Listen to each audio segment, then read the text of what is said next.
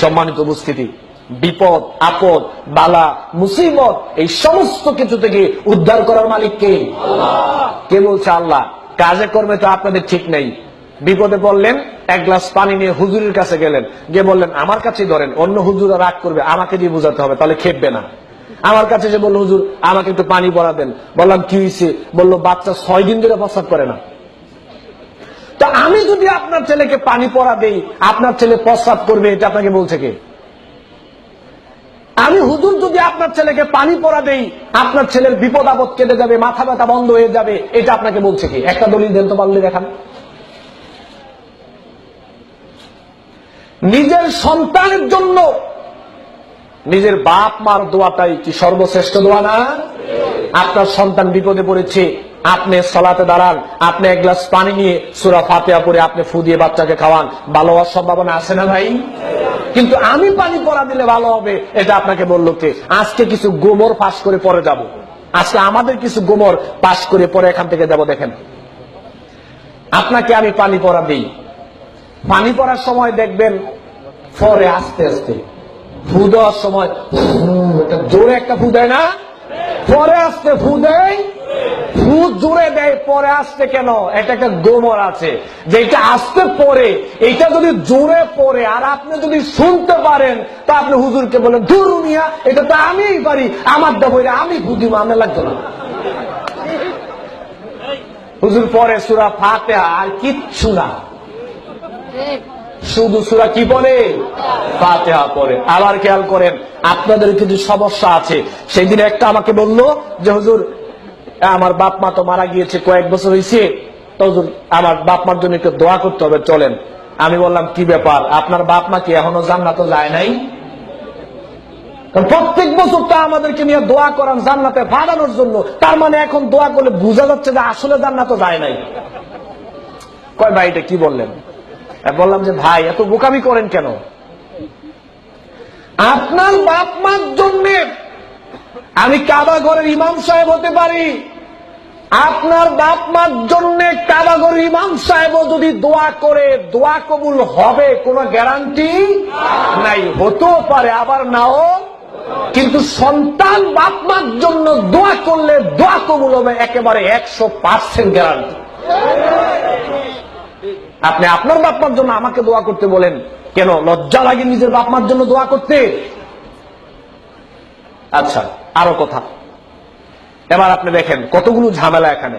আপনি আমাকে বললেন দোয়া করার জন্য, আচ্ছা ঠিক আছে আপনার বাপ মার জন্য আমি দোয়া করব। এবার আপনি আমাকে বাড়িতে নিয়ে গেলেন খাওয়ানোর জন্য, এবার বাড়িতে পেট ভরে খাওয়াইলেন, খাওয়ানোর পরে এবার আমি আপনার বাপ মার জন্য দোয়া করছি, আপনার সামনে খাড়া। বাস্তবতা বাংলাদেশে যা চলেছে এখন চলছে, আপনার সামনে খাড়া, এখন আমি আপনার বাপ মার জন্য দোয়া করছি। দোয়াতে কি কান্না যে হুজুরে কাঁদে, নিজের বাপ মার জন্য হুজুর কাঁদে না, হুজুর আপনার বাপ মার জন্য কাঁদে। আসলে কাঁদে না, পুরোটাই অ্যাক্টিং, একটাও কাঁদে না, চোখ দিয়ে একটুও পানি আসে না কারণ আমি নিজে জানি না। এরপরে আপনি সামনে দাঁড়ানো বলছেন হুজুর দোয়া করেন বাপ মার জন্য। এই যে দোয়া ধরে 15 মিনিট আপনার সামনে হুজুর আপনাকে আপনার বাপ মার জন্য দোয়া করছে, কি সুন্দর দোয়া যে করছে, একেবারে দোয়া করতে করতে এমন অবস্থা হয়েছে যে বুঝে গেছে মনে হয় জান্নাত গেছে, আরেকটু বাকি আছে। এই যে দোয়াগুলো বললো একটাও দোয়া না, সব খালি আপনার ফার্ম দিছে। কিছুক্ষণ পরে তো পকেটটা ভরে দিতে হবে। কেন বলছি কথাটা দেখেন, এই কথাটা বলতাম না। হুজুরের বাপ মার জন্য দোয়া করাইতে গিয়ে কয়দিন আপনাদেরকে দাওয়াত দেওয়া হয়েছে? কেন খাওয়ায় না? হুজুরের বাপ মার জন্য দোয়া করার জন্য কেন আপনাদেরকে একদিনও দাওয়াত দেওয়া হয় না? আমরা হুজুররা ভালো করে জানি আমগো বাপ মার জন্য আমগো দোয়াটাই কাজে আসবে, আপনি করে আসবে। আপনারা বুঝেন না, আমগো দোষ নাই, হুজুরগো দোষ নাই, বুঝেন না তো আপনারা। হুজুররা কি করবো? হুজুররাও তো ঠেলাই পরে চাকরি চলে যাবে, বিদায় যেতে হয়। এখন আপনারাই তো হুজুরদেরকে বাধ্য করেন, দায়ী আগে আপনারা। এরপরে দেখেন হুজুরের দোয়ার প্রতি আপনি এত নির্ভরশীল, আপনি তো বুঝতে পারেন না। আমি বক্তব্য দিচ্ছি, আপনি জানেন আমার ইনকামটা হালাল না হারাম? জানেন আমার ইনকাম হারাম হলে মরার আগ পর্যন্ত দোয়া করলে আমি দোয়া, আমার হুজুরের দোয়া কবুল হবে না। আমি অনেক বড় বক্তা হতে পারি, কিন্তু আমার ইনকামটা যদি হারাম হয়, আমার নিজের বেলায় তো আমার দোয়া কবুল হবে না, আপনার বাপেটা তো পরের বেলায় আছে। আপনি জানেন আমি শিরিক করি কিনা? জানেন আপনি? আমি শিরিক করলে আমার দোয়া কবুল হবে না, মৃত্যুর আগ পর্যন্ত দোয়া করলে দোয়া কবুল হবে। আমি বেদাত করি কিনা আপনি জানেন? আমার বাপ মার সাথে সম্পর্ক ভালো না মন্দ আপনি জানেন? বাপ মার সাথে যদি আমি হুজুরের সম্পর্ক ভালো না থাকে, আমি হুজুর সারাদিন দোয়া করলে দোয়া কবুল হবে?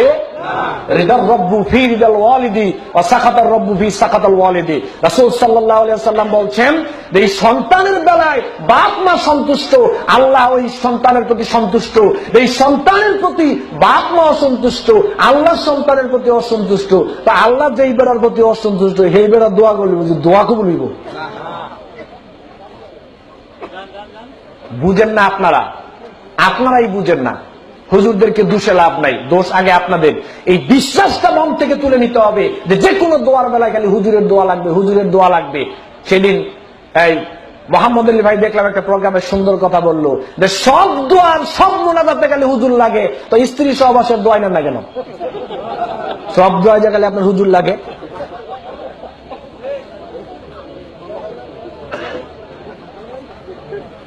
দোয়ার ভার আলেমদের উপর দেওয়া যাবে না। হ্যাঁ, আমাদের উপর দোয়া চাইবেন, আমরাও দোয়া করব, আপনারাও করবেন, কিন্তু কেউ কারো প্রতি একেবারে নির্ভরশীল হওয়া যাবে। নিজের দোয়াটা নিজের কাছেই নিরাপদ, নিজের বাপ মার কাছেই নিরাপদ। সন্তান বাপ মার জন্য দোয়া করবে, রব্বির হামহুমা কামা রব্বায়ানি সগীরা। এটা কি হুজুরকে শিক্ষা দেওয়া হয়েছে না সন্তানকে বাপ মার বেলায় শিক্ষা দেওয়া হয়েছে? বুঝা উল্টা চলেন আর কি, বুঝেন সবই কিন্তু চলেন উল্টো। সম্মানিত উপস্থিতি, বিপদ আপদ বালা মুসিবত এগুলো দেওয়ার মালিককে, তার উদ্ধার করার মালিককে। তাহলে আশ্রয় চাইতে হবে কার কাছে? আল্লাহর কাছে। এটা অন্তরের ব্যাপার। আগে আল্লাহকে কি দিয়ে মানতে হবে? অন্তর দিয়ে মানতে হবে।